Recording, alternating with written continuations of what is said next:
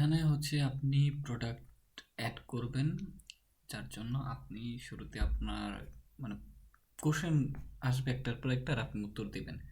So interface যদি বলি, এটা হচ্ছে বন্ধ করার জন্য এখানে প্রেস করলে এটা জাস্ট ক্লোজ হয়ে যাবে উইন্ডোটা। বড় ওপেন করলে এখানে হচ্ছে নোটিফিকেশন প্যানেল, এখানে আপনাকে গাইডেন্স দেওয়া হবে। আর এটা হচ্ছে যে ভয়েস কমান্ড হচ্ছিল, আমি আমি যা বলতেছিলাম ওইটাই কিন্তু এখানে শোনা যাইতেছিল। তো এই জিনিসটা আপনি ভয়েসের কমান্ডের থ্রুতে করতে পারবেন, যেটা এখানে অফ করে রাখলেও করা যায়।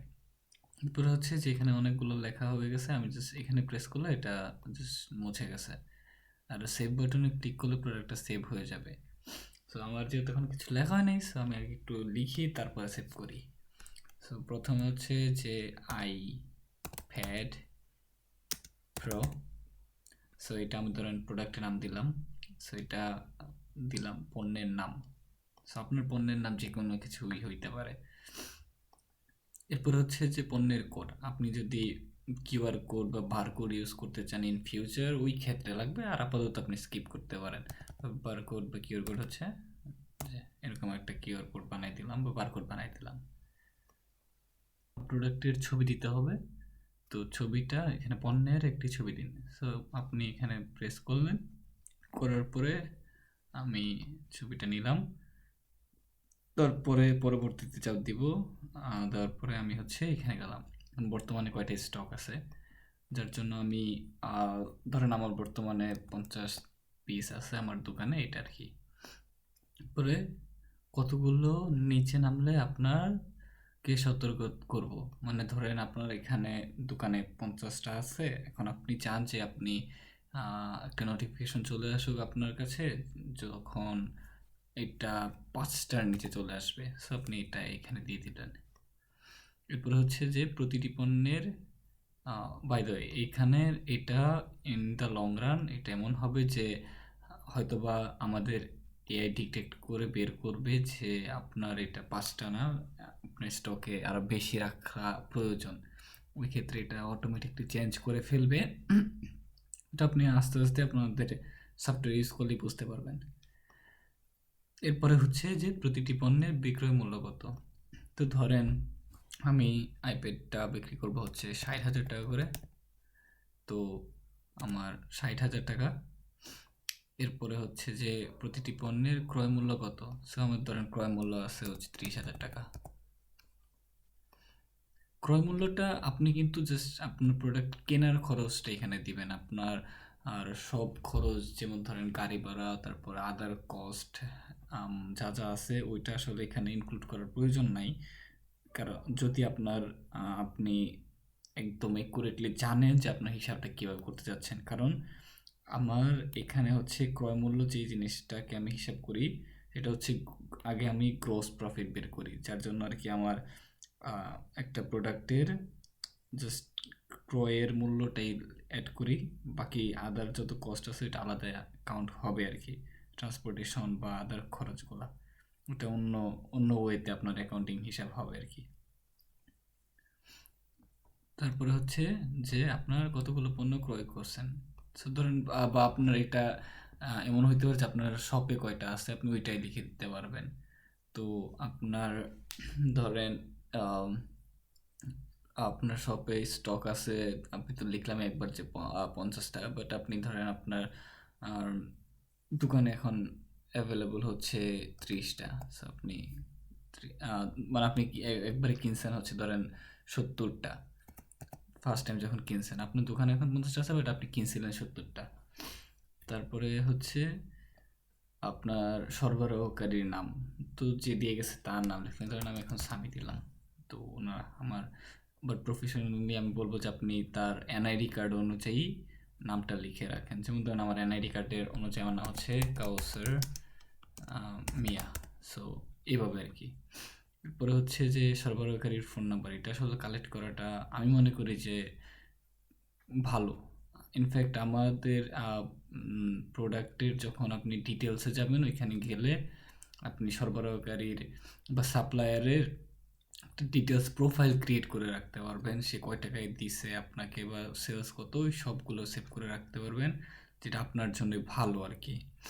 কারণ আপনার যতগুলো সাপ্লায়ার অ্যাড করে রাখবেন একটা প্রোডাক্টের পিছনে, ইন ফিউচারে ধরেন আপনি এটা কিনতে গেলে আপনার তখন ডিসিশন নিতে ইজিয়ার হবে যে কোন সাপ্লায়ারটা কত দামে দিয়েছে, বা কোন সাপ্লায়ারের প্রোডাক্ট ভালো ছিল, বা কোন সাপ্লায়ার প্রোডাক্টের উপর আপনার মানে কোনো কাস্টমার অবজেকশন ছিল কি না। আপনি এগুলো লিস্ট করে রাখাটা আমি মনে করি অনেক ইম্পর্টেন্ট, আর একটা ডিটেল সেকশনে গিয়ে আপনি লিস্ট করে রাখবেন।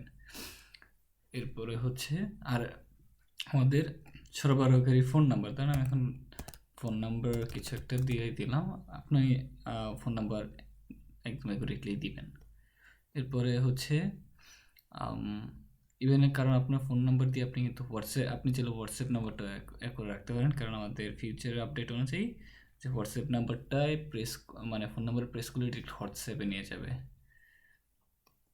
এরপরে হচ্ছে যে পণ্যের কোনো ডিসকাউন্ট আছে কি না, থাকলে টাকার পরিমাণ। সো আপনার এখানে রেস্টুরেন্টে যেমন হয় যে পার্সেন্ট আকারে ডিসকাউন্টগুলো কাউন্ট করে 10%, 20%, বাট ইন জেনারেল কেস আমার এই সফটওয়্যার ছোটো দোকানের জন্য। সো আমি ধরে নিচ্ছি যে আপনি একটা মুদি দোকান বা ছোটো একটা শপ রান করতেছেন, বা আপনি ছোটোখাটো রেস্টুরেন্ট রান করতেছেন। ক্ষেত্রে আমি বলবো যে আপনি ডিসকাউন্টটা আসলে টাকায় লিখতে পারেন, যদি আপনি চিন্তা করতে পারেন যে আচ্ছা আমি 60,000 টাকা সেল করব, আমার হচ্ছে এটা 30,000 টাকায় কেনা হয়েছে, সো আমি হয়তো রাফলি 10,000 টাকার হেরফের হইতে পারে, হইলেও আমার লস হবে না, সেল করে ফেললে খারাপ না। সো আমি ডিসকাউন্ট সেকশনে আপনি এটা লিখে রাখতে পারেন চাইলে, সো দ্যাট আপনি না থাকলে আপনার কর্মীরা যেন অ্যাটলিস্ট বুঝতে পারে যে কি পরিমাণ উপর নিচ করা যেতে পারে আর কি দামটা। এরপরে হচ্ছে যে আপনার পণ্যটি কোথায় রাখা হয়েছে। সো আপনার রাখার যে জায়গায় হয়েছে ওইটা আপনি লিস্ট ডাউন করে রাখবেন। আপনি যদি আমাদের থ্রুতে আমাদের সার্ভিসটা, পেইড সার্ভিসটা নেন, ওইখানে আমরাই আপনার জন্য সেলফের লোকেশন বের করব, প্রত্যেকটার কোড দিব, দিয়ে আমরা দিব। সো আপাতত ধরে নিচ্ছি যে আপনি নিজে নিজেই করতেছেন। তো আমরা হচ্ছে এর জন্য আমরা একটা শেলফে যাব। যেমন ধরেন আমি যদি ছবির ক্ষেত্রে দেখাই, ধরেন আপনার দোকানে হচ্ছে এরকম একটা শেলফ আছে। তো এখানে প্রত্যেকটা র 1টা 2টা 3টা এরকম র অনুযায়ী। তো আপনি কি করলেন যে এখান থেকে একটা র সিলেক্ট করলেন, ধরেন এই শেলফের 1 নম্বর রো এর মধ্যে হচ্ছে আপনার 2 নম্বর কলাম, এটা 1 2। সো এখানে আপনার চাইলে আপনি স্টিকার দিয়ে রাখতে পারেন। আমাদের পেড সার্ভিসে আমরা হচ্ছে এটার মধ্যে স্টিকার বসিয়ে দিয়ে আসবো আপনার জন্য।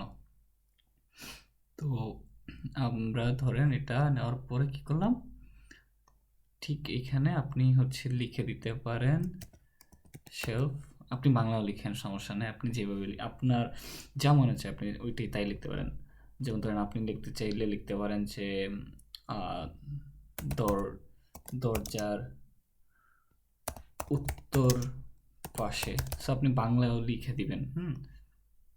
এই আপনার একদম it's like up to you, আপনি যেভাবে কনভিনিয়েন্ট হয়। সো আমি ধরেন সেলফের হচ্ছে রো অ্যান্ড দেন আমি কলাম অনুযায়ী দিয়ে দিলাম। সো আমি এইভাবে আর কি সেভ করে রাখলাম বাইনারি আকারে। এরপরেও আপনি চাইলে একটা ছবিও আপলোড করে রাখতে পারবেন প্রোডাক্টটার। ধরেন আপনি সেলফের যে জায়গায় দিয়েছেন, আপনি ট্যাবটা বা ফোনের, বা আপনি যদি ল্যাপটপ দিয়েও করতে থাকেন, আপনি চাইলে ফোন দিয়ে আগে ছবি তুলতে পারেন, দেন আপনি জাস্ট ওইটাকে এখানে অ্যাড করে দিয়ে রাখতে পারেন। আর মোস্টলি আমি ধরে নিচ্ছি যে আপনি হয়তো ট্যাবই ইউজ করবেন, কারণ এটা হচ্ছে ট্যাবের জন্য খুবই ট্যাব ফ্রেন্ডলি, কারণ আমরা যত কম বাজেটের মধ্যে রেডি করা যায় তাই করছি আর কি। এরপরে হচ্ছে যে আপনি ছবি দিলেন, দেওয়ার পরে হচ্ছে যে আপনার মেয়াদ কবে শেষ হবে, মানে আপনি যে কিনে আনছেন প্রোডাক্টটা, ওইটার মেয়াদ শেষ হওয়াটা আসলে লিখে রাখাটা আমি মনে করি জরুরি। কারণ এটা আপনার লিগ্যাল অনেক কিছু কি আপনাকে মেনটেন করা অনেক দরকার একটা দোকানের জন্য। তারপরে হচ্ছে যে পণ্যটি আপনার কবে আসছে আপনার দোকানে, এইটাও আপনি লিস্ট ডাউন করে রাখা অনেক ইম্পর্টেন্ট। ধরেন আজকেই আসছে, সো আমি এটা লিখে দিলাম। এরপর হচ্ছে যে প্রোডাক্টটার কবে তৈরি হয়েছে, এটা ধরেন তৈরি হয়েছে 1 তারিখে। সো এটাও লিখলাম। এরপরে হচ্ছে যে আপনার আর কোনো বিশেষ তথ্য বা নোট থাকলে আপনি ওইটাও অ্যাড করে রাখতে পারেন। যেমন ধরেন আপনার এই প্রোডাক্টটা চায়না থেকে আসছে।